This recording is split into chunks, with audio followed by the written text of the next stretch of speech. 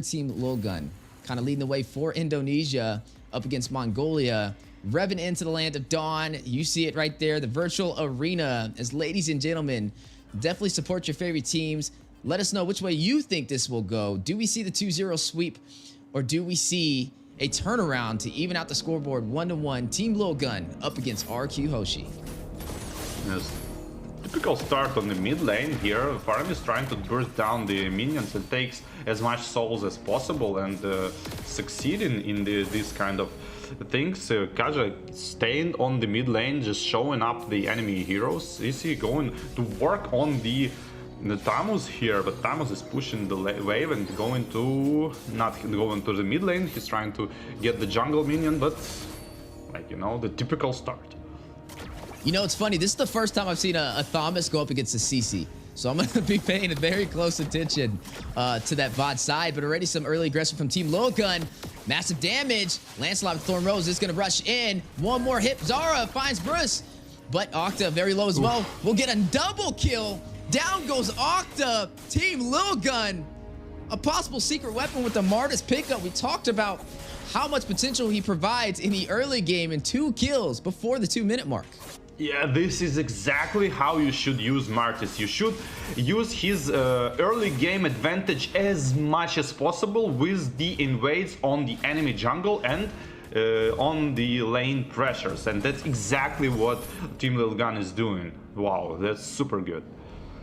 Yeah, this is definitely a different story that we've seen in game number 1. I mean, some early aggression is going to work in their favor. With Martis picking up 2 kills, he's definitely going to be ahead of IRRAD on the Lancelot. We are seeing this turtle spawn in the next 2 seconds, and you're already seeing Zara with the game plan to take this. He didn't have the best match with the Barats, but it's looking like a different story for him this time around. Yeah, but it's like too early to judge, like, you know, but it's a good start to like 1.5k gold lead already and working on that turtle. Ooh, and some now extra another kills. Kill. Yeah, Decimation. Being punished for his curiosity. Yeah, and Curiosity killed the cat, and Zara killed 3 cats so far. 3-0. This time killed the bird. Curiosity killed the bird. That is true, because I do have that Kaja. And speaking of the bird, Kaja, Bruce, that's 2 deaths that he's had so far. Definitely need to play a little bit more passive, especially being the roamer. He's kind of opening up the opportunity for Team LILGUN to have a massive advantage in the early phase. Yeah, but this Lancelot is still dangerous, even though he's kind of in a disadvantage here, level 5 against almost level 7, and but still trying to fight for it, and it's pretty good to see. And now he's going to pay for this, like trying to steal. I mean, trying to not give the steal of this Ursa to the Martis, but being punished for that. Team LILGUN seems like they reloaded. Yeah, and you're going to see Bruce off screen. He's going to catch Baybex. That's going to be the first kill for RRQ HOSHI. IRRAD finding his first death of the game.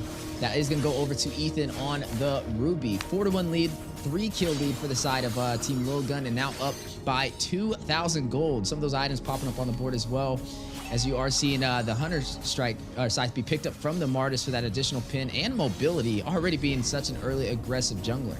But look on the farm table. The Beatrix is dominating actually Ixia with that quite good gold lead at this point, and there's going to be a deciding factor, the fight, when Beatrix is going to join the fight and maybe burst somebody.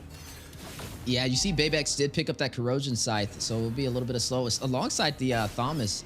On top of that, looks like Skylar is going for that Blade of Despair. I mean, I did see a Legion sword over there, so that may be possibly what he's trying to build up. It's going to be a little bit of a higher pricey item to be able to pull off, but once he gets it, it'll definitely deal some massive physical damage. Next turtle has been spawned in though, and it looks like Zara is going to go in for it. He was able to take the last one and get a kill on top of it, and it looks like RRQ HOSHI won't be able to contest.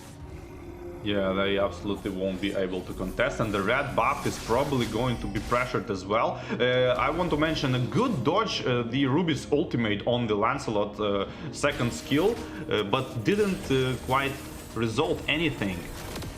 And here is the pressure on the Ixia as well, and being slowly farmed down, and now the RRQ HOSHI are trying to come back using this disadvantage on the Ixia. Yeah, Ixia, I mean, 0, 2, and 0 right there. Definitely needing to find a way to get their marksman online. Kind of struggling to find the rhythm so far. You're going to go ahead and see on the bot side, though, Ruby going to go ahead and clear those minions. 4-2 so far. Team LILGUN off to a great start in the early phase. RRQ HOSHI now sitting on the back end. This may be an even series if they're not careful. They are sitting at match point, though, so if they find the rhythm, could be a game ender. But I'm offended for a two-man set. Ethan finds Skylar. You're going to see them still battling it out inside of the tier 1 turret. Thorn Rose going down. The dash in. But no Phantom execution to take down Ethan. Ethan initiation is so good, just like Cho last game. He's kind of vengeance, having his vengeance on this one. But prioritizing the most important target, which is Beatrix, ult in plus flicker, and immediately follow up with all his team. And this is a bad news for RRQ HOSHI might be. Zara able to take down BRUSKO, almost able to get another. The Nether Realm as a saving grace, keeping Genesante alive right there. But you're looking at Zara with a really good start. 4, 0, and 2 on the Martis. Yeah, that's exactly what you want to see on the Martis. And let's see it. But as you mentioned, Ixia need to start to play with the gold, and she need to farm a lot, because it's the only side of the Team LILGUN is not matching with the other one, is the Ixia. Need to start farming, otherwise this domination not gonna be there for a long time, because it will be a point when Ixia need to like one-shot people with her ultimate.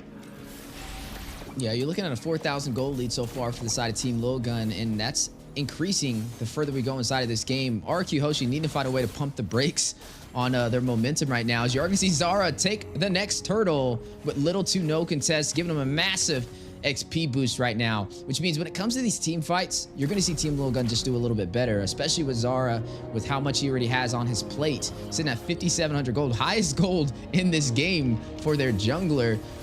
Beatrix right behind him at 53, though. Definitely ahead of the Ixia, who's having a little bit of a harder time getting online. But you are seeing the battle, the invasion over the purple buff. Zara going in for it.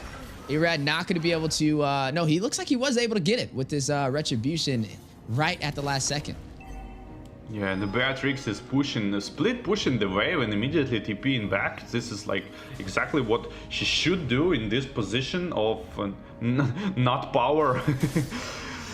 No position of power here from RRQ HOSHI, but if they manage to hold up for like 6-7 minutes additional, I mean, not 6-7 minutes, I mean basically it's one fight.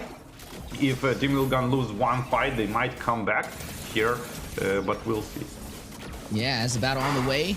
A siege for the tier 2 turn, the proxy of the lane. Massive damage goes out. Forbit takes on BRUSKO. Zara gets another, finds Skylar. And now we'll be able to take this tier 2 turn on the bot side. But in the mid lane, pay attention to IRRAD, trying to go in, trying to find a trade. Bebex will find a turret off screen as well. That's exactly what they are doing in terms of like aggressive defense. Like, you know, they Team LILGUN killing RRQ HOSHI people, but the Lancelot trying to even that out and like split push, defend, don't let them get the objectives because of that kills. And yeah, that's the right thing to do, to kind of drag the game a little bit, hold it for more minutes.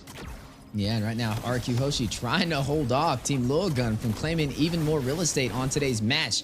Off to a great start with a 6-kill lead and also up by 5,000 gold as this Lord spawns in. So far, we haven't been able to see Team RRQ HOSHI be able to take any of these neutral objectives. Team LILGUN just getting everything they came for, not asking any questions, and just handling their business at every stage of the early game. Can we see RRQ HOSHI turn this around? Divine Judgment goes out. Skylar gets the kill, takes down Forbid. We just talked about this. The Kaja being the counter for the Lilia. Oh, and the Lord is being contested probably. Lancelot is kind of far away, and the second skill with the Retribution gonna steal the Lord. It was so like, I can saw it from the far away, like, you know, he's like, oh, there's Lord there. Let me try to steal it. And like, and just took it. Skylar, though, on the chase, he wants Zara. You are going to see Aizen try and kite him. A little bit of an overextension, and Aizen will be able to get the kill, but able to shut down Zara. Phantom execution in. Thorn Rose connecting Bebex. 15% HP, will make his way back into the tier 2 turret. And now the Lord intact, making his way down the mid lane. And you're looking at RRQ HOSHI turning this game around. Team LILGUN now on the defense. Aizen very low, forced to go back. Forbid may not be able to get out of there. You're going to see IRRAD going in, trying to get the kill. Not able to close the distance on Aizen as he makes his way back to the base, and down goes the Lord. Ethan was a little bit hesitating with his ultimate because he cashed Lancelot with his second skill and he should ult immediately afterwards, but he ulted like a little bit longer, so it opens up a window for the Lancelot to dodge with the second skill, and that's exactly what he did. Yeah, you see, he was definitely on the chase. It was funny watching Skylar trying to chase down a kill, getting punished over there by Aizen, and then the same thing with IRRAD trying to find Aizen on his way out. Neither side able to kind of close that distance. But so far, 10-5. Even though RRQ HOSHI is behind in kills, they are now leading the way in terms of turrets, and the gold has almost equalized for both sides. Team LILGUN up by 1,000, but in terms of map control, it is now favoring RRQ HOSHI. Yeah, I absolutely agree with this one. I'm just wondering why Team LILGUN keep doing the same mistake. Like, they not focusing the heroes. They like going for these like 50-50 lords. I don't know. Ooh, but this match is not 50-50 with this engagement on the side. Skylar will find Aizen on the 4v2. Ethan left by himself to pick up the pieces, and they may go in to take this turret. Ethan not really in a position to contest, and it looks like Skylar is going to seize this opportunity. Skylar already 2,000 gold ahead of Bebex. Yeah, and the double ultimate on the Beatrix just to follow up Kaja's ultimate, Divine Judgment, and like so synchronized. Like as soon as Kaja ult, they're like grenades are flying in, and the pistols are already being loaded, ready to follow up, and super fast kill. No vengeance for Tamus because it's impossible to use while being ulted with Kaja or Franco. And yeah, taking the full advantage out of that. And you are looking at the highest kills in the game so far, going over to Zara. Had a really good start on that Martis, now sitting 6-1-3 for the side of Team LILGUN. But on RRQ HOSHI, even though they're not high on kills, their synergy is definitely coming alive as we are now officially in the mid game. They don't have the high mobility that we saw in game 1, especially with that Benedetta rotating around and keeping Team LILGUN on their toes, but they're making up for it with their IQ. Conceal play has been called out though from the side of Team LILGUN, trying to rush in, trying to catch Genesante, but he puts on the skates and slides away, but hit over there by Ruby with the CC, and massive damage going out. Mortar coils from Zara, trying to get a decimation off, Phantom Execution in.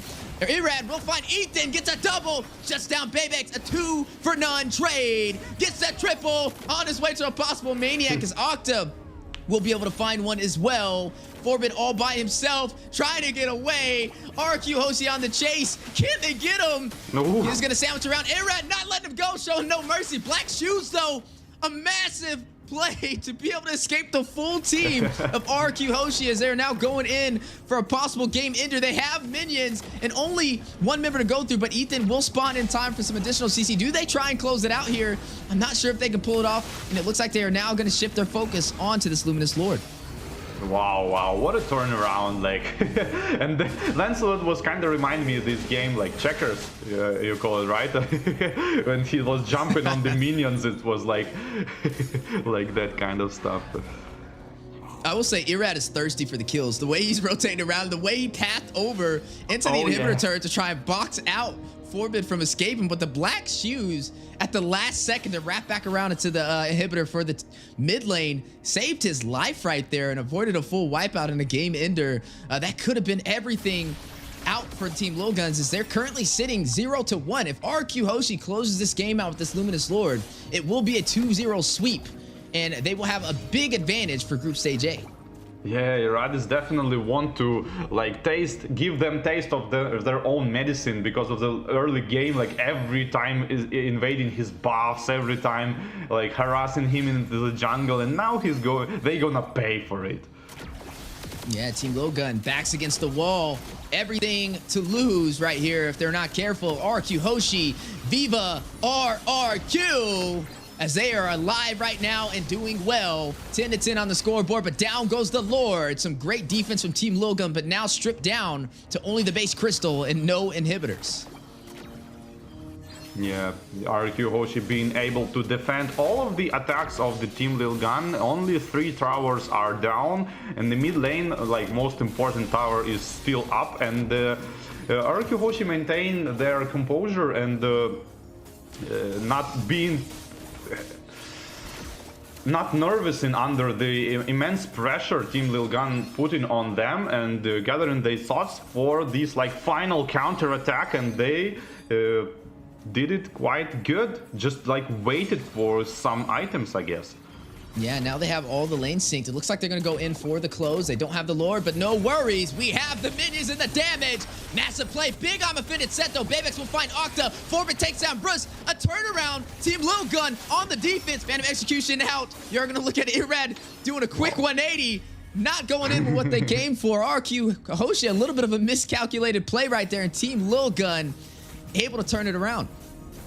I mean, RRQ Hoshi damage every single target for like 20-30%, maybe even lower, but they should like... They was damaging everyone instead of like trying to focus priority. They thought they can kill all of them, but damage wasn't there in when you put it like that on the every single person you can see around you. And yeah, now they go into defend, and the Team LILGUN has a small window to actually come back and maybe potentially 5 versus 4 somebody. But Kaja is running straight from the base already. 10 seconds for the Lord, and it's going to be 5-5 on the Lord. Ooh, but the aggressive play, Genesante caught in the middle, uses the Winter Truncheon, but not going to be able to hold him off. Second saving grace, Immortality, been procced, and he goes down. Zara with the decimation, 1 member falling for RRQ Hoshi. And now you've seen some heavy focus in the mid lane. Luminous Lord spawned in, and Team LILGUN with the advantage of numbers. Wow, insanely good, you know, the freeze into the immortality, and on top of that, Faramis tried to ult, but he actually like slipped a little bit, and the ult didn't proc on him with the immunity effect. It might be enough to survive or the counter attack, and the ultimate Divine Judgment goes into Martis and trying to follow up on Beatrix with the damage, but it's not enough. And now Martis is gonna keep working on the Lord. I don't know, it's a good idea or not, but Phantom Execution going in, trying to get the Lilia, but not gonna happen because of that Ruby with the spoke on the drop against Assassins is so good. Yeah, IRRAD did fall though, so there's no retribution for RRQ Hoshi, and now a possible opportunity with the numbers from Team LILGUN to close this game out. Octa gets a kill. Zora takes down Skylar. That's gonna be a 2-for-2 trade so far. Looks like the numbers have equalized. RRQ Hoshi finding a way, finding a will. Burst will take down Forbid. 2 more members left to go through. Make it 1. Zara Immortality has been procced. May not be able to get out of there. Ringo order for the slow. Burst on his tail. Can they take him down? Octa will. He will fall. That's going to leave Genesante in the base trying to close it out. Ethan left to defend against the 3-man team of RRQ Hoshi, looking for the 2-0 sweep. Aizen joining the party. Gonna use that Cautered Inferno last minute, trying to hold him off. 25%, 5%. Viva RRQ as they get the 2-0 sweep out from Indonesia, taking down Team LILGUN from Mongolia in Group Stage A, Game of Futures 2024. Yeah, congratulations,